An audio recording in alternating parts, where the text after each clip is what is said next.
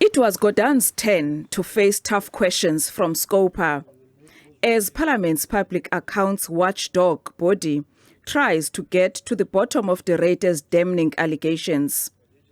But Gordhan refused to divulge names of those who've been implicated by the Ruyter. I am not going to implicate or smear the reputations of others without credible evidence and verifiable facts being provided. Intelligence dossiers, as some of you might remember, have done a great deal of harm and immeasurable damage to our country and to its institutions and, by the way, to individuals. Gordhan also laid into the performance of the Ruyter at the power utility, saying he poorly performed. He told SCOPA that it was hard for the former CEO's ego to take a knock after being a lone ranger with poor accountability. To utilizing SWAT kafar tactics, which everybody conveniently forgets when they write what they write.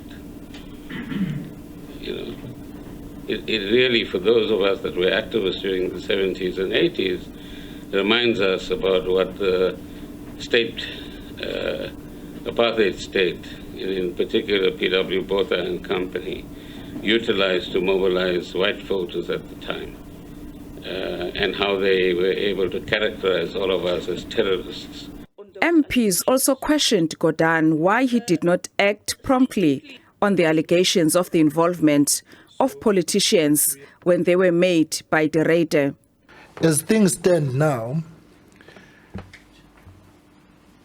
there's nothing on the table which says the allegations that were made by the CEO of Eskom were pursued. Nothing whatsoever. And that's for me the nub of the concern. Meanwhile, the Special Investigating Unit told SCOPA that it was also probing the private intelligence report that was commissioned by the Ruyter. Approaching the company that investigated, that is, if the report cannot be found anywhere, so that we can subpoena, if need be, the said report, because we believe that it will enable and assist our investigations. Both Gordhan and Eskom have told SCOPA that they never saw the Ruyter's private intelligence report. The committee is expected to hear from the President's National Security Advisor, Sidney Mufamadi, next week.